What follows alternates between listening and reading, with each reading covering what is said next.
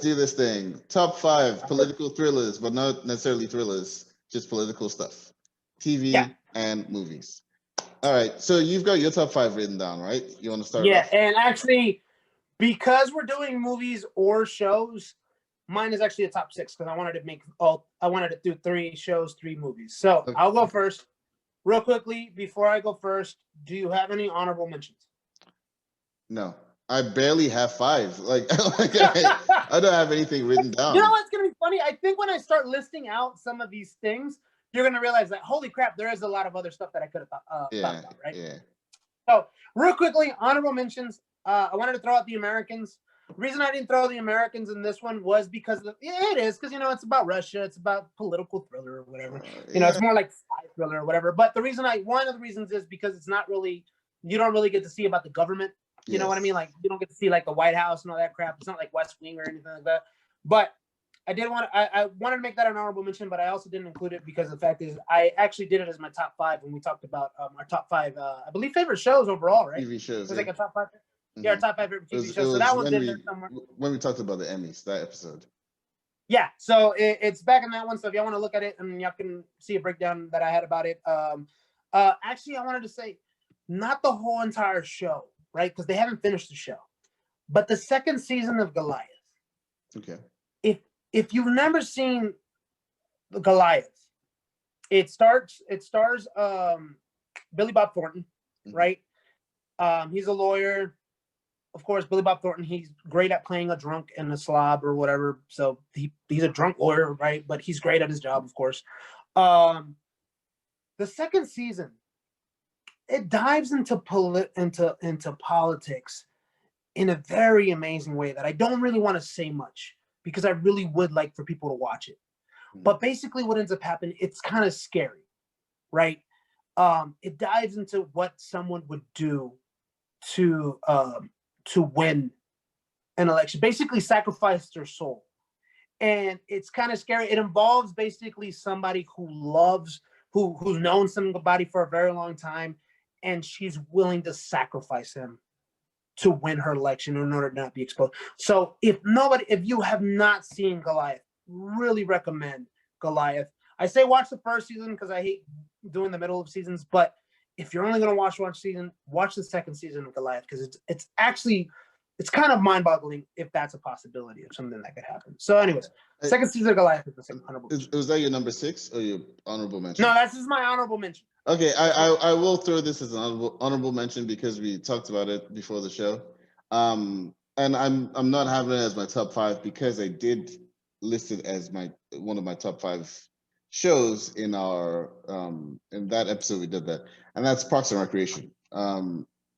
Everyone who knows my taste in comedy knows Parks and Rec is probably my favorite sitcom, if not tied with 30 Rock. So Parks and Rec is no, it was Parks and Rec. You were talking it up on that top 5. So yeah.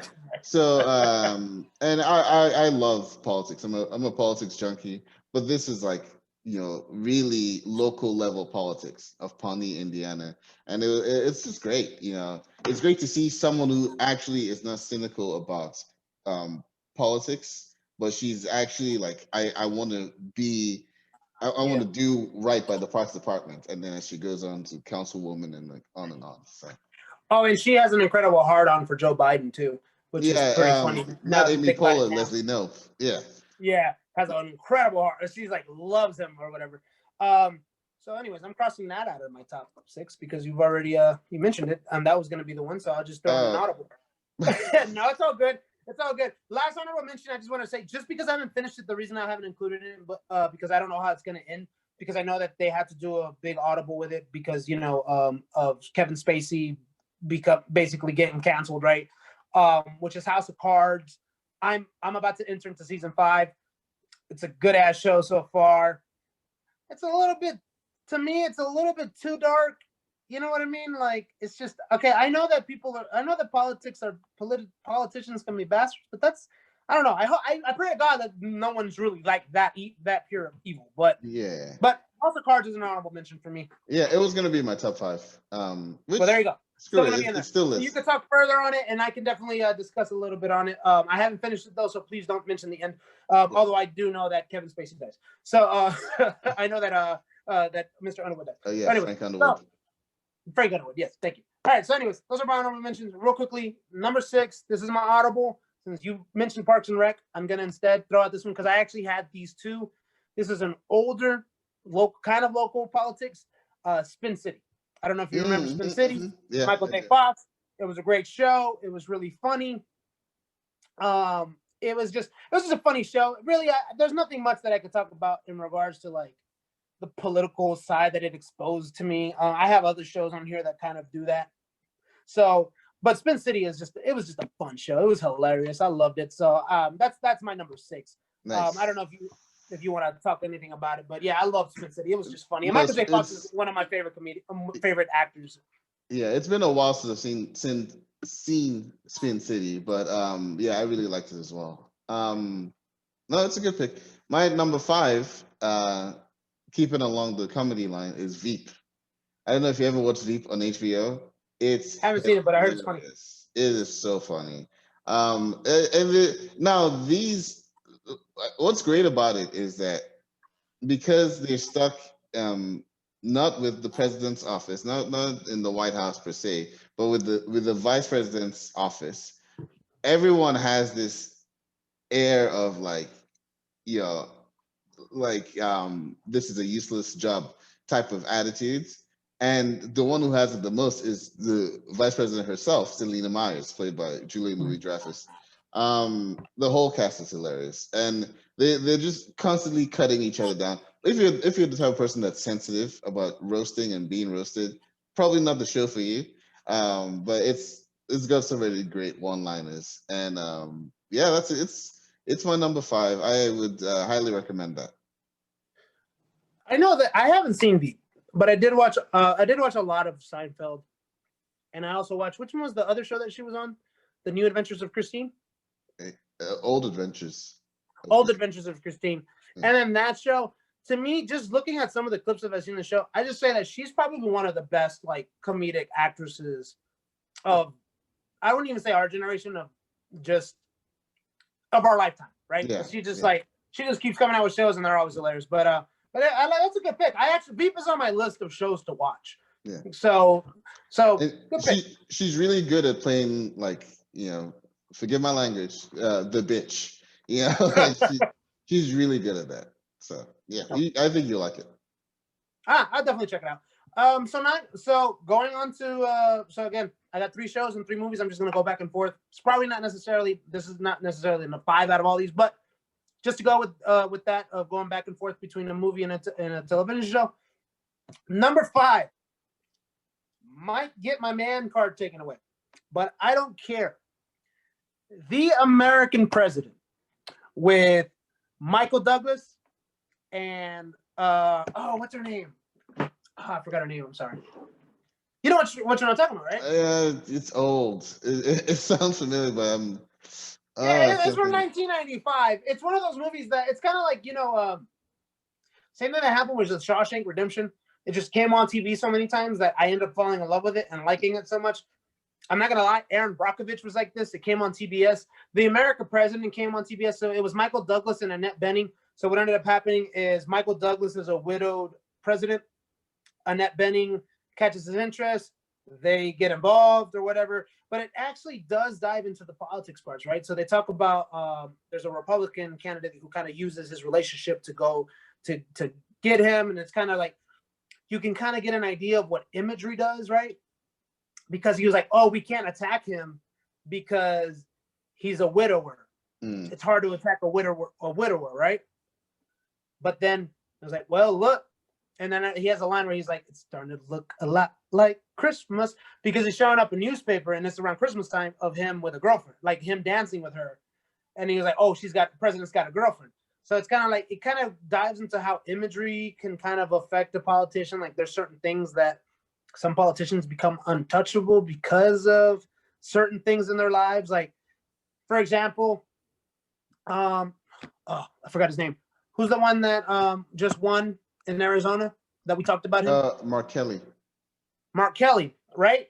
Can you really attack certain parts of his life when his wife got shot at, you know? So it's kind of like imagery, like that kind of dived into that. And then they also did they did a setup to the State of the Union. So there's a lot of political stuff. It's not really a thriller. It's more of a political rom-com, but that's my number 5. I really like it. So okay. Curveball. My number 4 is gonna be Olympus Has Fallen. Okay. I mean, it takes place in the White House. Right? Yeah, Gerard Butler trying to save the president from terrorists. So yeah, that's all I have to say about that. You can add London Has Fallen too, because is he helping the prime minister in that one? Yeah, but it's not American politics. And I haven't seen Angel Has Fallen yet. I don't know whether that takes place in heaven. They're probably jumping the shark on that one. Yeah. So I haven't seen London Has Fallen. I mean, Angel. Which one? What the hell was it? Angel I think it's Angel is the latest one. London Has Fallen is the second one, and Olympus Has Fallen is the original. Olympus Has Fallen. Okay, all right. I didn't. You know why I didn't watch that one? Because I ended up watching. I think it was around the same time, or maybe like a few years later, or before, where they had the one with Jamie Foxx as the president, and it was Channing Tatum saving him. White House Down. White House Down. Same year. It was the same year. Yeah, so it was one of those, like, you know how kind of like what was it, like Crimson Peak, or not Crimson Peak, Volcano, and that one with Sean Connery, not Sean Conn, Pierce Brosnan came out. I forgot what it was like. It was just basically the two same type of movie. Deep Impact and Armageddon, right? When that came out, like it was just like I had to choose one, so I ended up choosing White House. White House Down. It's like all these Hollywood execs all attend the same meeting, and they're like, "Hey, this is the year of terrorists attacking the White House," and then 2 different filmmakers make the same exact movie. Exactly. So it was just like, yeah. Well, I didn't know that we weren't talking about American politics, because that totally ruins my number 4. No, just go for it. My number 4 is Collateral. I don't know if you've ever seen this miniseries on It's on Netflix. No. Okay, so it starts Karen Mulligan, I believe her name is. Carey Mulligan. Okay, wait. Carey Mulligan, thank you.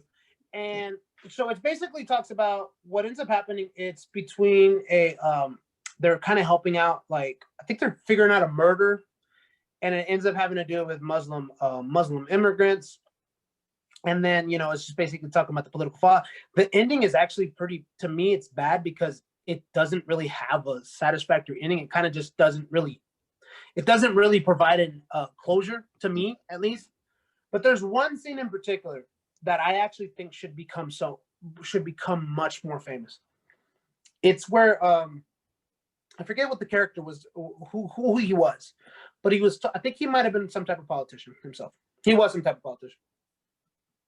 He was talking to a news person, and it ended up being something about immigration, right?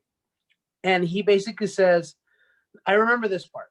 He's like, "We have become a nasty people, haven't we?" And he goes on to talking about how, I guess, England,